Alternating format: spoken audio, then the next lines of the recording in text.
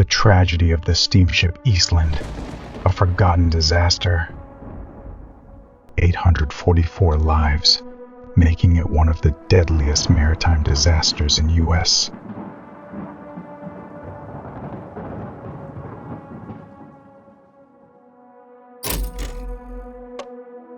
And before we start the story, don't forget to subscribe, or you might hear my stories when the clock strikes 12.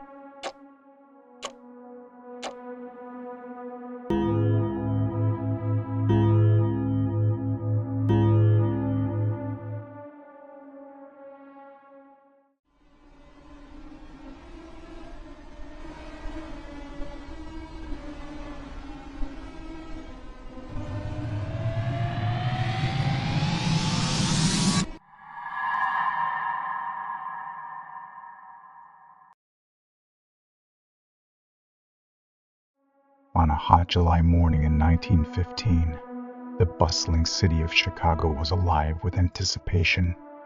Employees of Western Electric Company were preparing for a much-anticipated company picnic on the shores of Lake Michigan. The steamship Eastland, a passenger steamship, was docked and ready to take the enthusiastic crowd to their destination, a nearby amusement park. They don't know that this day would end in unimaginable tragedy, forever changing the lives of those involved and leaving a scar on the fabric of the city. The steamship Eastland was a familiar sight on the Great Lakes, known for its capacity to carry large crowds. On that fateful day, it was to carry over 2,500 passengers, well above its intended capacity. The ship had a troubled history regarding stability. It was top-heavy due to modifications made to accommodate more passengers. But on that day, the excitement of the outing overshadowed any safety concerns.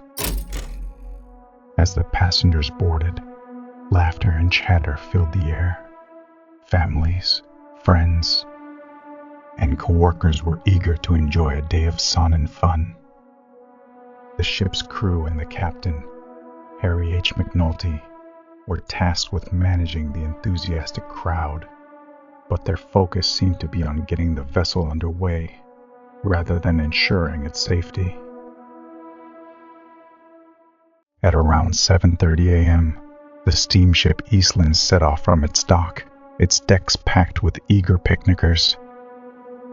The morning was beautiful, the sun shining bright, and a gentle breeze blowing over the water. But as the ship began to list dangerously, concerns arose. Passengers noticed the tilt, but were reassured by crew members who downplayed the situation. By 8:00 a.m., the ship had become alarmingly unstable. Crew members scrambled to redistribute weight, but it was too late. As the Eastland began to tilt more drastically, panic ensued. Passengers rushed to one side of the ship, trying to balance it, but their efforts were futile.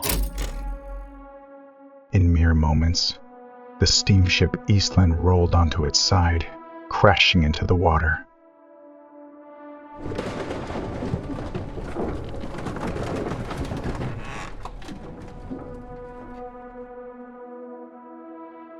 The ship capsized just minutes after departing, throwing passengers into the frigid water.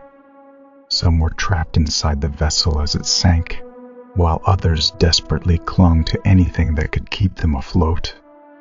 The cries for help echoed across the river.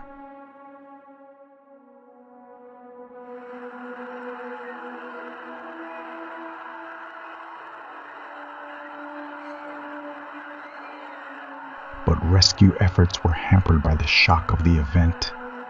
Nearby boats quickly moved to assist, but the Eastland's position made rescue operations difficult. First responders worked tirelessly to save those who were struggling in the water.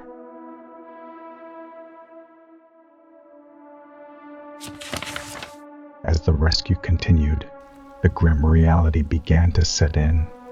Many lives were lost that day. When the dust settled, the tragedy had claimed 844 lives, making it one of the deadliest maritime disasters in U.S. Among the victims were entire families, friends, and colleagues who had come together to celebrate. The loss sent shockwave through Chicago, a city already grappling with the tumult of the early 20th century. In the days that followed, the city mourned. The victims' families faced unbearable grief, many of whom had lost multiple loved ones. The sheer scale of the tragedy was hard to comprehend. Entire neighborhoods were affected, as many residents had ties to the victims. In the wake of the disaster, investigations began to uncover the factors that led to the Eastland's tragic fate. It was revealed that the ship had been overloaded and that its design flaws were known but not addressed. The inquiries pointed to a lack of regulation and oversight in maritime safety, prompting discussions about the need for stricter laws.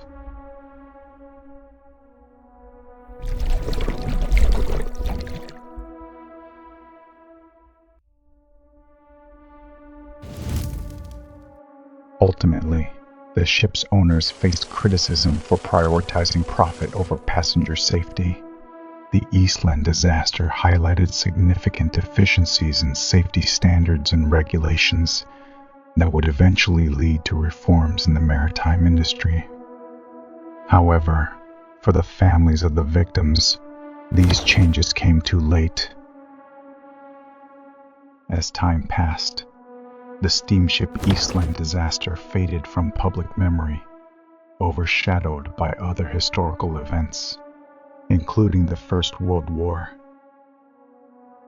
Yet, for the families left behind, the memories remained vivid. In Chicago, memorials were erected, and the stories of the victims were preserved in local history. Annual memorial services were held to honor those who lost their lives, and community efforts were made to ensure that the tragedy would not be forgotten. The site of the disaster became a place of remembrance, where people gathered to pay their respects. Amid the statistics and historical details, the human stories of the victims and survivors are what truly capture the tragedy of the Eastland. One such story is that of the Lutz family. 4 members, parents and their 2 children, set out for a day of fun, only to be separated in the chaos. The father survived, but his wife and children perished, leaving him to grapple with his grief alone. Another poignant tale is of a young couple, newly engaged and excited about their future. They boarded the Eastland hand in hand, dreaming of a life together. Tragically, only one of them made it out alive, their dreams dashed in an instant. These stories illustrate the deep personal losses endured by many. The tragedy was not just a historical event, it was a profound human experience that affected countless lives. Today, the steamship Eastland disaster serves as a stark reminder of the importance of safety and accountability. While the memories of that fateful day have faded from public consciousness, the lessons learned have influenced safety regulations in various industries.